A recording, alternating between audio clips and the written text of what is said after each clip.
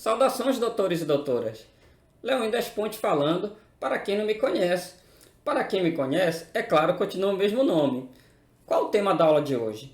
Como tirar mais de 800 pontos em matemática no Enem para ficar mais próximo da aprovação em medicina? Não só em medicina, mas em qualquer outro curso concorrido. A resposta a essa pergunta é fácil? É fácil conseguir tirar mais de 800 pontos em matemática? É claro que não. Tá? Eu seria um mentiroso se dissesse que era fácil. Tá? Mas também, será que é difícil? Aí vem a boa notícia. Difícil também não é, pessoal. Não é difícil. Tá? Eu sempre digo que é plenamente possível, mesmo para quem tem dificuldades em matemática. Perfeito? O grau ele é mediano para quem se prepara adequadamente. Você não pode deixar de tentar o curso dos seus sonhos, como medicina, direito, odontologia, engenharia, porque você acha que não consegue tirar uma boa nota em matemática. Com a preparação certa, você pode tirar mais de 800 pontos em matemática no Enem, mesmo que tenha dificuldade, e até bater em torno dos 900 pontos. Vamos lá. O MEC, ele utiliza a metodologia da teoria da resposta ao item, conhecida como TRI. Você deve ter ouvido falar. Ela não contabiliza apenas o número total de acertos, tá? No teste. Avalia a habilidade e minimiza o chute dos candidatos. Então, não é necessário você acertar um número muito alto de questões em matemática para tirar uma boa nota, para tirar os 800 pontos. Dependendo da TRI e do ano também, 25 a 35 questões garantem os seus 800 pontos. Aí você pergunta, só 25 questões, professor? Sim, já houve candidato que acertou 25 questões e tirou mais de 800 pontos em matemática. Mas o cirurgião, esse é o nome que eu dou para esse tipo de pessoa, né? Acertar 25 questões, tirar 800 pontos, ele foi muito preciso, foi muito cirúrgico, né? Ele deve ter acertado as 25 questões mais fáceis da prova. Porém, houve candidato também que acertou 34 questões e não conseguiu tirar os 800 pontos. Por que isso aconteceu? Provavelmente ele acertou uma quantidade baixa de questões fáceis e a TRI entendeu que ele chutou as médias e chutou as difíceis também. Bom, a média mesmo, para você tirar lá os 800 pontos, é por volta de 30 questões. Vamos então aos pontos da aula de hoje. Número 1. Muito importante, tem tudo a ver com o que eu falei há pouco. Você não deve resolver a prova de matemática, não só de matemática, mas de qualquer outra área lá na prova do Enem, em ordem das questões. Ah, eu só vou resolver a questão 140 depois de ter resolvido a 139. Eu vou resolver a questão 171 só depois de ter resolvido a 170. Não faça isso. Você tem de resolver as questões fáceis primeiro. Procure as questões fáceis, pulando as médias e pulando as difíceis. Aí você vai me dizer assim, professor, se eu fizer isso, eu vou pular metade das questões. Parabéns, doutor. Parabéns, doutora. Excelente. É exatamente isso que eu quero que você faça. Qual é a ideia? Você, resolvendo 23 questões, que é mais ou menos a metade que você falou, a prova tem 45, você resolveu as 23 mais fáceis. E lembra que eu falei há pouco? Com 25 questões das mais fáceis, de acertos, você tira os 800 pontos. Então, com essas 23 que você resolveu, acertando a maioria, você está muito próximo, mas muito próximo mesmo de tirar os 800 pontos. Em seguida, que você resolveu essas 23 fáceis, mais ou menos, você vai e resolve as médias, pulando as difíceis. E por fim, lá no final, tá certo? Você resolve um pouco das difíceis, se der para resolver todas, ótimo. Se não der, chuta o restante, que deve ser pouquíssimas questões. Vamos continuar? Qual é o segundo ponto da aula de hoje? Você não precisa saber a matemática avançada. A questão fundamental para tirar uma boa nota está na matemática básica mesmo, um pouquinho na intermediária. Vamos dar uma desenvolvida nisso? Este quadro aqui foi um levantamento estatístico que eu fiz de 2009 a 2019, desde o novo Enem. Todas as provas, Enem, normal, presídio, segunda aplicação, deu uma focada aqui, ó. Olha só os assuntos básicos aqui. Primeiro, que mais consta, razão, proporção, regra de 3. Estatística, olha, assunto básico. Parte de gráfico, média, moda. Geometria espacial é um assunto intermediário, mas dá para acertar boa parte das questões. A matemática básica, o que é isso? Essa matemática básica, geralmente você vê lá no ensino fundamental. Os alunos negligenciam muito essa matemática básica. Aí você pensa, professor, mas a matemática básica do ensino fundamental no Exame Nacional do Ensino Médio, isto consta no fundamental? Não consta não, gente, isso despenca. A parte lá de inicial, de fração, número decimal, transformação de medidas, sistema de numeração, tudo isso consta na prova do Enem e está entre os top 4. Tá? Não deixe de ter um aprofundamento bom na matemática básica. Geometria plana é um assunto intermediário, importante também, mas não é tão complicado. Porcentagem, este outro assunto aqui, você não pode ficar errando questão de porcentagem, pessoal. E porcentagem, né? Olha só, o sexto assunto que mais consta na prova, em torno de 4 questões em média. Probabilidade é um assunto mediano, mas dá para tirar uma boa nota. Gráficos, não pode ficar errando questão de gráfico, função do primeiro grau e progressões. Eu quero chegar até aqui, sabe por quê?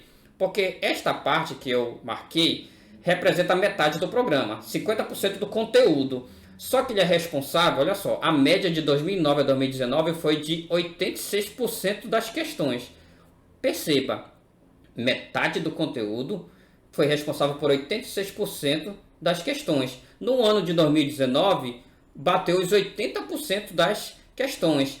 Então, você estudando metade do conteúdo, só essa metade, que é a matemática básica, um pouquinho da intermediária, você garante aí 80% por baixo das questões da prova. Foque nisso. Vamos lá?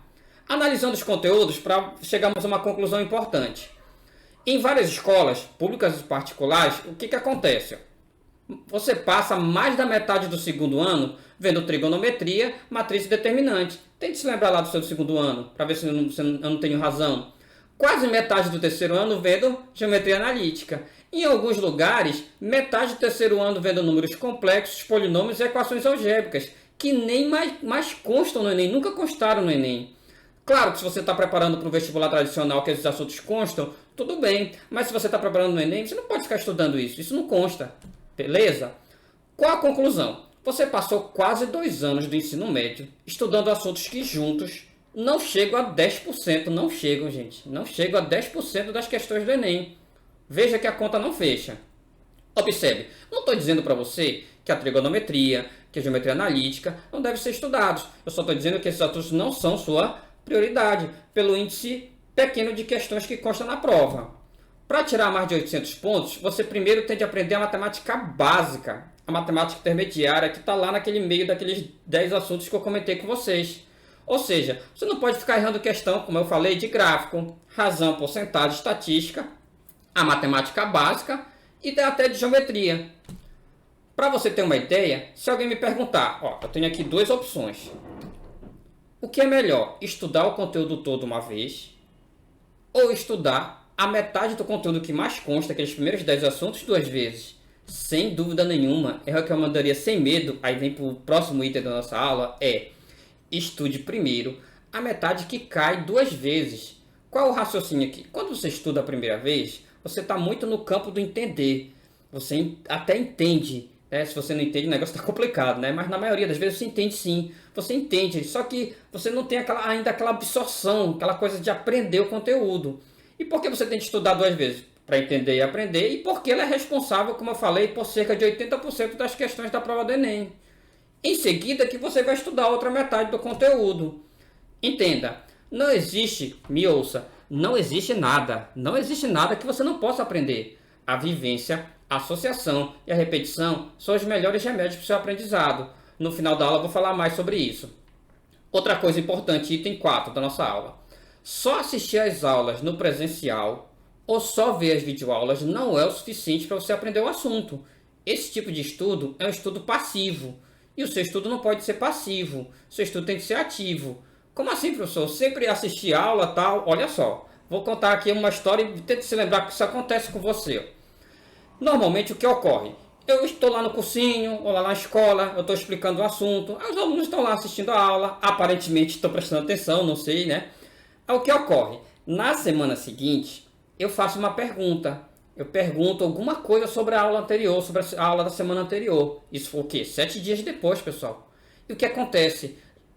Acontece muito, de assim, os alunos não lembrarem o que foi explicado. Não lembraram o que eu disse. E não é assim, vocês não responderam para vergonha. Não, eles não sabiam mesmo. Às vezes cheguei aí de um por um e eles não lembravam o que eu tinha falado. Você percebe que esse tipo de estudo é um estudo passivo? Você meio que tá por estar ali. Tá? Então você tem que, na hora que estiver assistindo às aulas no presencial ou a videoaula, você tem que estar focado. tentar anotando, tentar, né, memorizando. Aí você vê uma fórmula, depois eu aprendo essa fórmula lá em casa. Não deixa para depois não, você está lá para isso. Você tem de focar em aprender aquele assunto naquele momento. Entenda, isso é muito importante. Em relação às videoaulas, tá? Uma observação. Elas são mais recomendadas para matérias que você tem uma dificuldade de entender, né? Como matemática, química e física para a maioria, tá? Não para todos, mas para a maioria.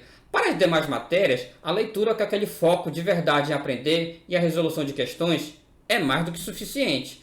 Vou detalhar um pouco sobre a questão do estudo ativo nos próximos itens.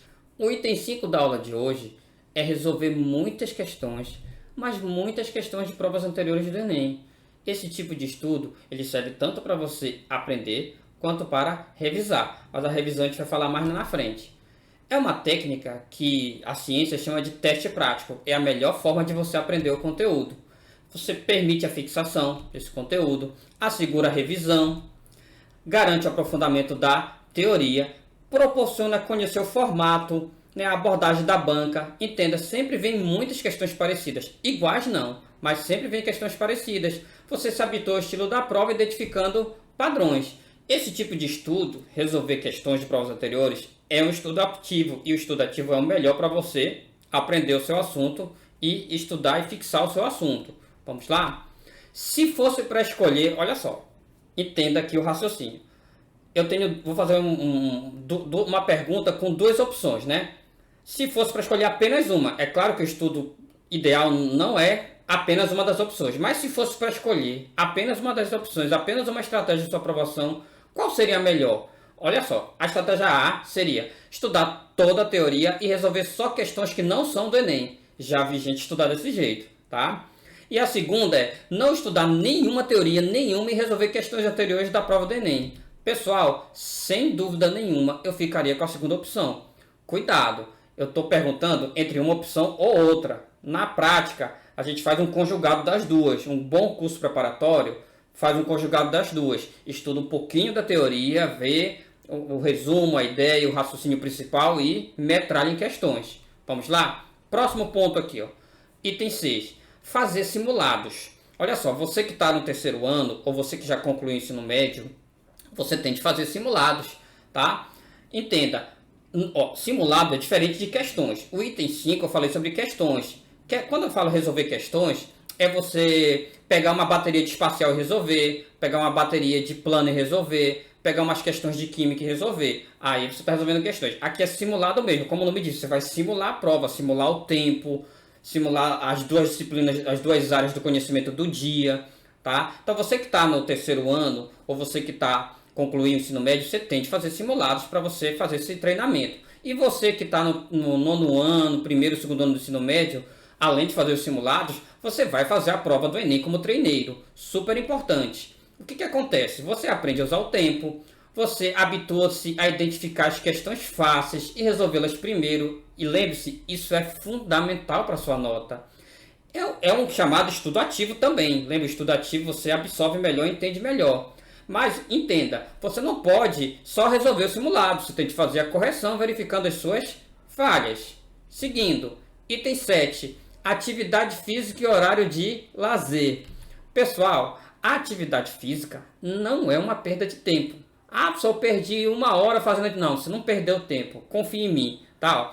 Apesar de eu não ser professor de educação física, nem de biologia, eles podem aprofundar melhor sobre o tema, eu posso dar uma resposta com base em estudos científicos, que mostram que a atividade física ela melhora a concentração, a memorização, disposição, a autoestima, o bem-estar, pois a atividade física aumenta o fluxo sanguíneo, liberando endorfina e estimulando a região do hipocampo.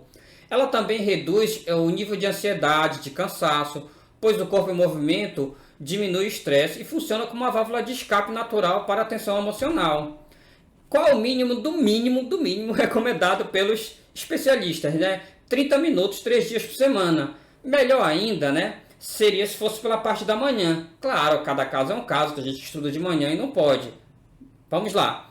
E outra coisa, né? Não vá do mínimo. E o mínimo do mínimo é 30, mas não faça 30, faça 45 a 60 minutos nesses 3 dias. Outra coisa, procure o que você gosta. ou que você acha menos ruim para fazer. Eu, por exemplo, sinceramente detesto atividade física, mas estou tentando fazer. Essa é uma das minhas metas. Quais são as opções que você tem? Você sabe disso melhor do que eu, né? Você pode ir para o básico, é caminhada ou corrida. Eu vou mais pela caminhada. Você pode usar um fone de ouvido com aula ou até com música para dar uma distraída. Dança, né? Coloca aí no canal do YouTube de algum grupo de dança, acompanha, tente dançar. A tradicional musculação, esporte. Lembre-se, corpo são, mente sã. E outra coisa, né? Tem de tirar também 1 a 3 vezes por semana para o seu lazer. Faz parte também e ajuda o seu aprendizado em seguida quando você estiver realmente estudando. Item 8 na nossa aula de hoje. Estude, né? Uma única disciplina no máximo, gente. No máximo 2 horas por dia. Isso tanto vale para você fazer uma videoaula, quanto você estuda pelo PDF, material em PDF. Qual é a ideia aqui, ó? Tá? A mente, ela fica cansada e as informações começam a se repetir muito quando você passa disso. Você vai se desmotivando nos estudos e o índice de absorção ele cai. Perceba, você tem a velocidade, você avança mais rápido nos assuntos, tá? Mas o índice da memorização do assunto ele cai.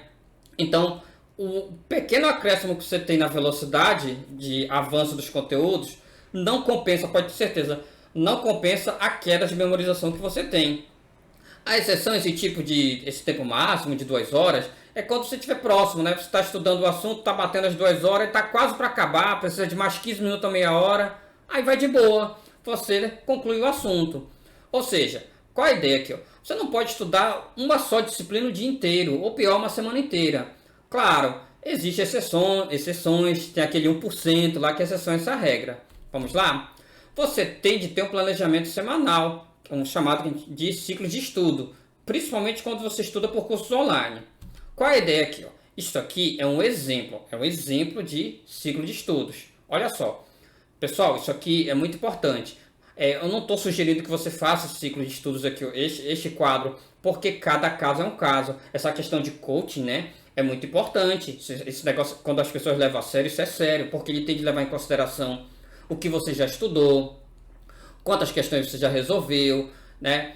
Qual é o tempo que você tem disponível, qual é o horário que você estuda no cursinho presencial, então, ou até na sua escola normal. Então, isso não é brincadeira. Isso aqui é uma ideia para você perceber o raciocínio. Olha só, atividade física, como foi sugerido, 3 vezes por semana. Fazer redação, pessoal, redação, super importante, né? Sem comentário. É a única matéria que eu posso dizer que ela é mais importante que matemática, porque normalmente ela bate os 1000 pontos, na matemática nem sempre acontece isso. Redação super importante, fazer redação num dia, no outro dia passar limpo, se você tiver o retorno dela com erros. Vamos lá. Estudar linguagens, alternando português, literatura e língua estrangeira, ciência, natureza e humanas. Observação. Esse é um quadro básico, né? Quando os pesos são iguais. Eu sei que no SISU, em algumas universidades lá para entrar em medicina, o peso de ciências e natureza ele é um peso grande, às vezes o peso 3, às vezes o peso 4. Nesse caso, você precisa dar uma atenção especial a essas disciplinas. Vamos lá? Revisão, item 9, penúltimo item da aula de hoje. Super importante revisão. Eu disse que ia falar sobre isso. Vamos lá. A revisão, né, em modo de recuperação ativa, que é o estudo ativo, é a melhor segundo a ciência. Como é feita essa revisão de modo ativo? A revisão da teoria da aula anterior, tá? Por videoaulas, né? Você estudou videoaula, o que acontece? Ela ocorre no dia seguinte, ou no dia próximo que você estudar aquela disciplina. Então você estudou um conteúdo num dia, no dia seguinte você dá uma revisada, ou na próxima vez que você for estudar essa mesma disciplina, você dá uma revisada. Mesmo assim, ainda é uma recuperação passiva, se você fizer só dessa forma. Mas é importante mesmo assim, pois o foco da videoaula foi em entender. E o foco aqui vai ser realmente de aprender e fixar. Mas eu tenho uma solução para isso. Usando aquela técnica da autoexplicação, ou seja, você dá uma aula para você mesmo, você dá aula para o computador, dá aula para o espelho, para o tablet, sei lá, torna-se uma recuperação ativa. Você pega aquele conteúdo e tenta explicar para você mesmo. Aí fica bom, aí fica bacana. Outra coisa é a revisão por questões.